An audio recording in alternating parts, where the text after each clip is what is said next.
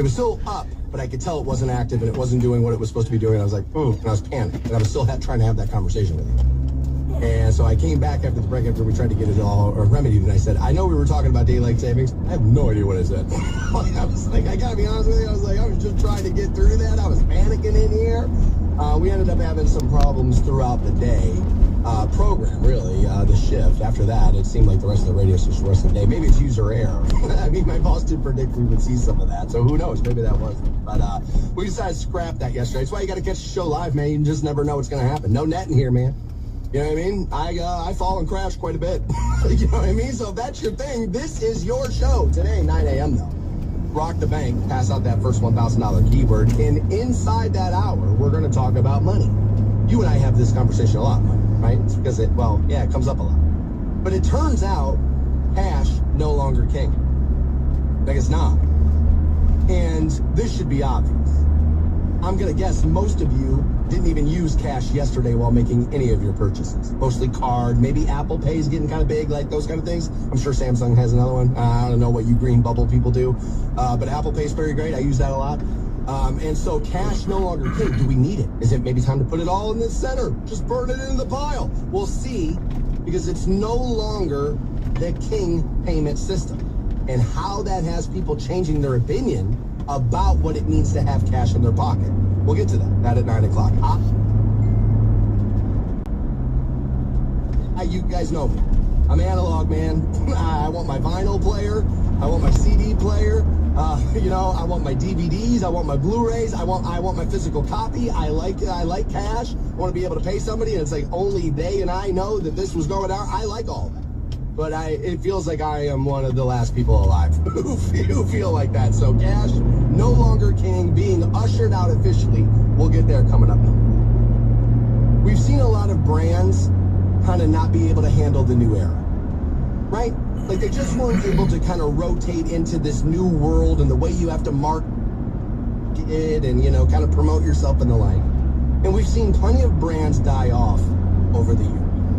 One of the biggest is Playboy. When I got into the radio business, they asked us like, hey, write down like a list of like top 10 things you'd like to see happen in your career. And on that list, because I had seen other shows do it, was I would like to broadcast live at the Playboy Mansion. I would like to do that.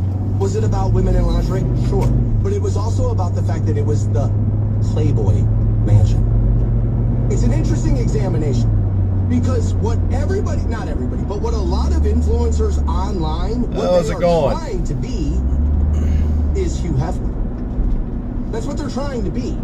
That ultimate gentleman, that thing, and it's like he's got this great life, but another road trip out through the countryside. They're all terrible at it. It's because they all forgot the gentleman aspect of it.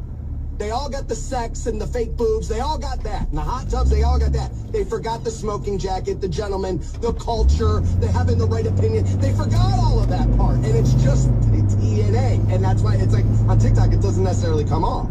There was a difference about Playboy. It was naked, yes. It wasn't necessarily taught. It wasn't. There's a reason why the articles became the joke. And it's because they were really good. Much like people are like, I can't believe presidential candidates are gonna go on podcasts. They sat for Playboy interviews. Could I not make the argument that the Playboy interview was the podcast of the 1970s, 80s? Pretty much, right? A little long form there. In depth. End up finding out a little bit more about the person. Sure. Right? So they are trying to revive Playboy in a world that I'm not sure needs it.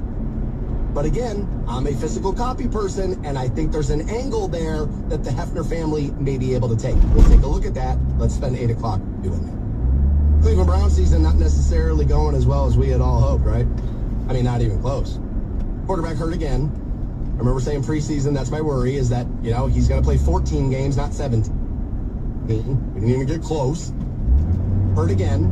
Fans now arguing with players.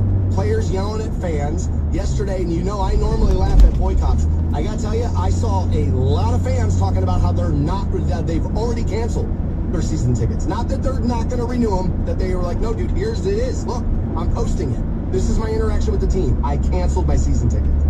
It's rough out there, man. And apparently the fix now is own allegations, whatever. But Jameis now going to be under center on Sunday. And apparently you and I will be getting a new play caller come Sunday too. And what does that signal for the Cleveland Browns? We'll take a look at that a little bit at 7 o'clock. Next, though, a 77-year-old Ohio woman going to jail because she shot a man. Trying to make us feel bad for her, and I don't. Next, on Rock 106.9. The Stansberry Show. Look what you've become, a schmuck. On Rock 106.9. Turns out cash may no longer be king. We'll still pass some out, though. Not at 9 o'clock, $1,000, your first Rock the Bank keyword. But like I said, in the 9 o'clock hour, cash no longer king, though. We'll tell you how and why that change is taking place. This is one of those things that it's gone cyclical. Like this is like a dog chasing its tail. Like the problems just change because human beings have been alive too long. We'll get that part of our 9 o'clock conversations. And like I said, Rock the Bank. So I saw this yesterday. We had made this prediction, and this was pretty easy. As Sonic Temple will return to Columbus May 8th, 9th, 10th, and 11th. We knew Metallica was playing Friday and Sunday, part of their no-repeat weekend tour that they're already on. That's what a lot of these festivals do, and it makes all the sense in the world. Just find bands who are already touring, pick up the package, and put it as part of your show. It makes all the sense in the world, right?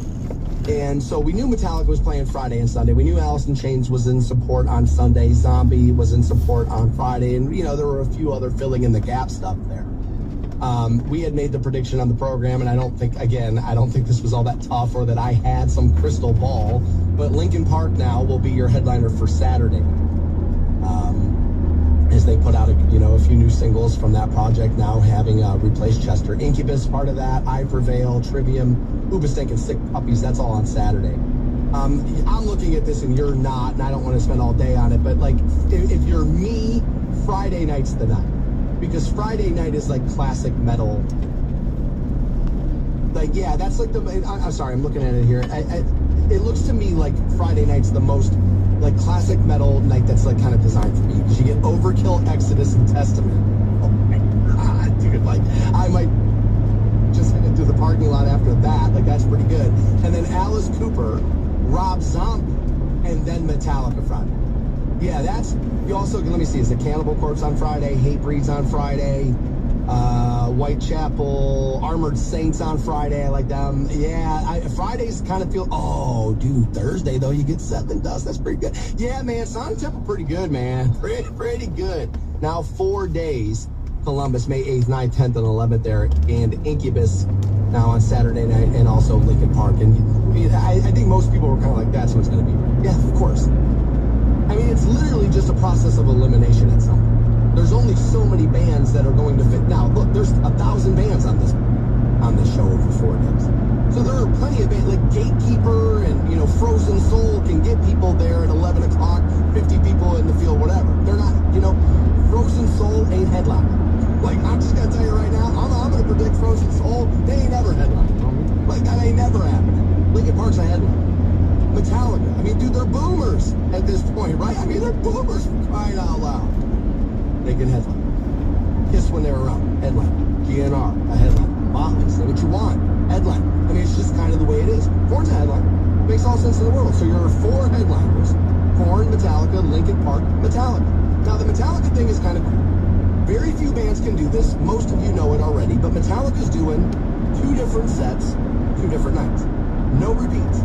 So when you hear one on Friday night, you don't get it on Sunday. And that's how Metallica has figured out how to put more of their songs into their set list. Makes sense?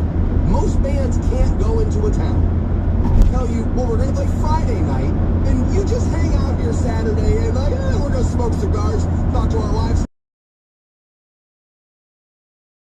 Different set. Very few bands can pull that off. Very. As a matter of fact, Metallica. I mean, right? I mean, some of the old-time great Stones could probably get away with it. I don't think they want to do that. Long time. They'd rather just go, nah, we ain't got time for Brown Sugar tonight, and then, leave. But very few bands. Dude, I was a huge Kiss fan. Like when Kiss did the reunion in 96, 97, they did back-to-back nights. They had to because the demand for tickets was so high. They played the same set. I went both nights. You know what I mean? It was like that was their show. Metallica's like, nah, man, we get it. Like, we get it. Our songs are 8 minutes long. We've been out here 35 years, if not longer. I don't even feel like doing the math. They've been out there forever. If I do the math, it's going to make me sad. You know, it's kind of one of those things. And so if you want For Whom the Bell Tolls, and you want to hear Creeping Death, the way to do that is we got to play Friday, we got to play Sunday. It makes all the sense in the world. I'm looking at this, man, and, you know, there are a lot of great festivals. There are a lot of great ones around the country. Plenty of them. I got to be honest with you, man. Sonic Temple does a pretty good job. I mean, Asking Alexandria is on this. Bad Flower, From Ashes to News on this. Memphis May Fire. Cannibal Corpse, like I said. Arch Enemy, Rob Zombie, Alice Cooper. Oh, my God. Bad Omens, 3 Days Grace, Seven Dust. Underrated. Seven Dust is wildly underrated. Trivium, Hoobastank playing right before Trivium feels like a little weird. Like Sick Puppies, Hoobastank, Trivium. Yeah, that feels a little weird. Then I Prevail goes on. I would swap that personally, but that's just about my fandom. I saw Incubus not that long ago. They actually played Buzzard Fest, and we had put that on up in Cleveland. And, you know, I got lucky enough to go to that as I am a staff member there as well. And they were still great. I mean, still, like, really good. So, yeah, man, I feel like Sonic Temple is knocking it out of the park in that lineup. Metallica 2 nights, Korn, I was going to say Limp Bizkit. It's not. It's Linkin Park, Korn, and Metallica are your headliners. I feel like that's a pretty damn good lineup there for Sonic Temple. I know a lot of people try to take Linkin Park down a peg because they don't really like the new edition of Emily. I felt like the Emptiness Machine was a pretty good song. Pretty good song. That second release I liked, not as much as I liked the Emptiness Machine. I think she's filling in pretty well. I kept saying when they came back out and they made the announcement, how it's going to go for me, and not that this has to go this way for you, but how it's going to go for me is, and I've just decided this, that I'm not going to go look for Chester where I know he will not be. And since I didn't go looking for him and he wasn't there, I wasn't let down by it. Stansberry Show. I touched their hearts and souls with humor, with love, and maybe a dash of razzle-dazzle. On Rock 106.9. I saw this crazy story about a 77-year-old woman in Cincinnati. She shot somebody. She's going to go to jail and probably should. Here's what was going down. They were apparently sitting around just kind of like BSing and stuff. And the guy seemingly was like joking around and said like, oh, God, shoot me, right? Like, and I'm that guy. I say that kind of stuff all the time. Oh, I wish a train would just hit me, right? Or something like that. I'm that kind of guy. That's the way I speak. People are like, oh my God, son, this is like, nah, dude, just kind of the way I talk. I'm harsh. I'm abrasive is what they'll call it. Right? And I am abrasive, right? So I'll say something like that. But apparently they were sitting there. Kathleen Geiger was next to a 58-year-old man, Arthur Osborne. She's 77, he's 58. Not judging, just, giving you the facts there. And they were sitting on the couch Sunday evening. She's now been charged with reckless homicide because apparently they were, quote, engaged in harmless banter when he jokingly requested that she shoot him. Then apparently the defendant, her, believing her firearm was empty. That according to the court document. In the pelvic region. Weird. I just automatically thought, like, I'm pointing this gun at you. I just imagined from anywhere from the belly button to the nipple, right? Like, kind of like in that zone, midsection, right? Kind of that, probably should have just went with that, right? But like anywhere from like there. Like, that's kind of like how I had it. Pelvic region is strange. She then provided medical aid and called 911. He was pronounced dead at the scene. Her bond been set at like 10 grand. And the grand jury is expected to hear the case for possible indictment that on October 31st. So it gets us back into one of the biggest phrases when you start talking guns ever, which is what? Responsible gun owner. Now, most gun owners know the rule, right? Don't point the gun at anything you don't want to shoot, and don't shoot anything you're not trying to hurt. Right? It's kind of how it goes. You don't point a gun at something screwing around. Even if you don't believe it's loaded because of this. She's 77. Like, there's a chance she thought she emptied the gun and had forgotten that she did not. Now, nothing about 77 guarantees that would, apparently, right? I mean, apparently. I mean, we vote old people all the time. You know what I mean? We do it all the time. So, like, you can do things. But you don't point a gun at somebody. You do not do. That is not a responsible gun. Right? Now, am I going to tell you I'm Captain Responsible? Well, no. I live alone, so I don't necessarily, I feel like in my nightstand is fine. Because I live alone. It's just me. I've told you at all anymore like it used to. It would get locked up in a safe at that point because the gamble's too high. It wasn't like, can't have it in the house, but it wasn't just in the end table anymore either, because it was like, no, there's a new variable put into this situation here. And I have to be aware of that, right? And so, like, and I think most people just went, yeah. Like, I think most people just went, duh. Now, what other people are going to say is, well, if you teach the kid, and not my kid. So what I'll say to that is, not my pig, not my farm, right? That's not my responsibility to be jumping in there to be doing that, right? Like, that's not my role. That was not my role in that scenario. And so, no, I view that differently. But I think most people would go, yeah. And most people understand, dude, you don't point a gun at somebody screwing around. It's like when you see those TikTok videos, well, he was wearing the bulletproof vest and we wanted to see. Who cares? You don't do that. You can't be screwing around. The gamble is too high. The human life is too high. I don't care how old you are. I don't care what you said. He thought this and that, thought that. So, hey, just shoot me already. And you actually pull up and go, okay, I will. Like, what the hell is going on in there? How many bottles of rosé did they kill off before somebody thought that was a good idea? I mean, because that's one of the dumbest ideas I've ever heard. I'd be interested to find out what the nature of that relationship was, too, right? I mean, I'd be a little interested to find out. Are we just neighbors and sometimes we're just killing time together? Because that happens all the time. Now, 20-year differences in relationships happen all the time, too. I've been in one. I mean, literally, when I was 40, I was dating a woman who was 21. Not necessarily proud of it, but I mean, so it does. I mean, it happens. I mean, it does. I mean, it does happen. Somebody and pull the trigger and say, "Oh, well, sorry, I didn't mean it." Well, unless you're alcohol. The Stansberry Show. I touch their hearts and souls with humor, with love, and maybe a dash of razzle-dazzle. On Rock 106.9. 330-450-7625 to text your studio.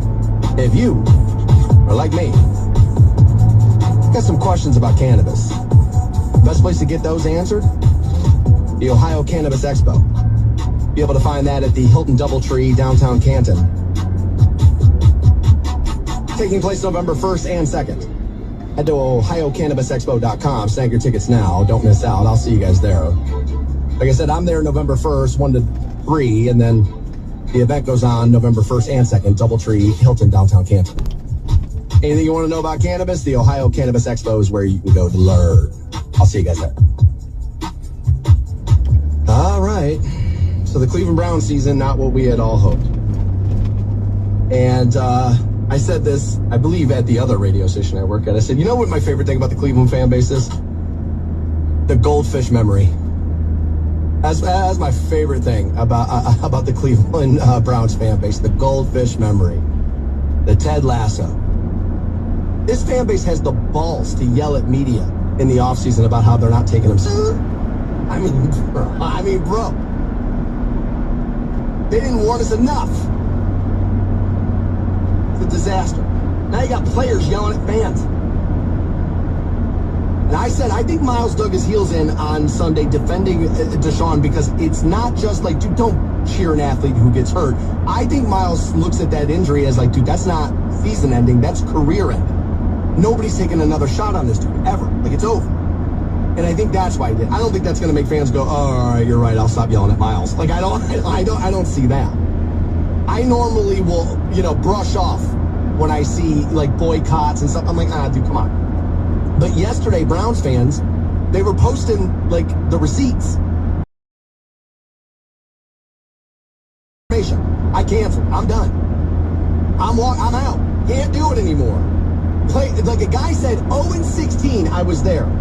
Deshaun Watson, you signed him. I was there. He said, now I got players yelling at fans. He's like, that's it. He's like, that's it. He's like, now I'm walking away. That was one guy. We'll see what happens. And yes, I know what a lot of Browns fans are thinking to themselves right now. Dude, the moment you cancel those tickets, there's going to be 10 people in line waiting to buy them. You are right. Guess we'll wait and see. Right? But for a while, they feel as if because social media has made the world smaller, that they've seen other fans of other teams, holders that have been like holders for 20 years, how they're treated. And some Browns fans have said, like, look, dude, they're not good at this. They're not good at any of this. Like, you know, and like, all right, well, we'll wait and see. Season's been a little bit of a mess. But the media wasn't being unfair to you. The team sucks. Ownership sucks. I think it's a Daniel Snyder problem. I've been saying. I could be wrong, and this could be recency bias, maybe. But I mean, the Commanders moved off of Daniel Snyder, hired football people, and 20 minutes later, they're good. What are you doing at this point? You know, when people got mad at Jimmy Haslam for turning the scoreboard into the state of Tennessee in the building, it's like, guys, come on. Like, it doesn't matter. I mean, does it really matter? But now, in the play of Deshaun Watson this season so far, I can't necessarily be shocked by it. There were allegations he announced Wednesday. You're against what a lot of people are saying is that's the best team in the NFL right now, not the Chiefs. That the Ravens are the best team in the NFL. We'll see. Needs a spark. It does. It needs that. What does this say to you? Is this Kev throwing up of coaches in the hiring and the draft picks, right? That was really the conversation. Because everybody's like, trade all these players and get these draft picks. And people and I just brought up the argument. I'm like, well, wait a minute, though. But the guy's drafting is the problem, isn't it? Like, if where you work handle a department over and over and over again, and that person is always the wrong choice, at some point, don't you just go to the company and be like, guys, we may need a new search team here. Like, I think you guys might be good at this over here, good at this over here, but you are, and I mean absolutely nightmarish at this right here. So, like, we're in it. This is a weird situation. Because I kind of feel like the Stefanski story is going to be a little Belichickian. And I may be dead wrong here. But I think how this Stefanski story could go is bounced out of this job, goes to the next one, and it's like, nah, man, dude was pretty good. Look. Just had to wait a little while. Dude was pretty good. Had to let him do it his way. Had to kind of... Kevin Stefanski feels like the adult in the room. And by that I mean, he's not going to air the dirty laundry at the podium the way a lot of fans want people of... I don't think Kev's that guy. But I am interested to see a podcast episode with him when he's no longer the Cleveland Browns head coach, because I'm interested to hear about that Baker Mayfield relationship and who was really knocking on the door to be like, get this kid out of here. Was it Jimmy? Was it Kev? I'm very interested to find that out. And I'm interested to hear what Kevin Stefanski says about how much control he was able to have over his team. Analytics has come into sports, and I understand it. We're relying on it too much. And by we're, I meaning society. It can tell you a lot, but it won't tell you fourth quarter, 2 minutes to go, this dude has the heart to make sure nobody gets to that quarterback, right? Like it doesn't, so you need an analytics department, and you need to listen to the analytics department. You also need the football guy. Thanks, nerd. We got it from here, right? And like, that's kind of the way, I'm sorry, but it is. It's a balance. It's going to require both things. They blamed the offensive woes last year on Alex Van Pelt, moved him off, brought in Ken Dorsey, and everybody went, wait, Buffalo couldn't wait to get rid of Ken Dorsey because Josh Allen regressed. But I don't know what to make of it. If Kev wants to give up play calling because he has to focus on the rest of the team so we can get the pre-snap penalties, it makes me crazy. If so he can get that under control, okay. But if we got Jimmy Sizzle up there talking about, Brook Park, and, the scoreboard's Tennessee, and I get Shador, and all that stuff, and he's now messing with Kev. If you're toying with it for the sake of toying with it, That's never the right option. Again, this is a performance-based job. I've worked for a lot of programmers. Let me just tell you, the best ones in the business, the best programmers in the business are these ones. The ones that only manage you when you screwed up.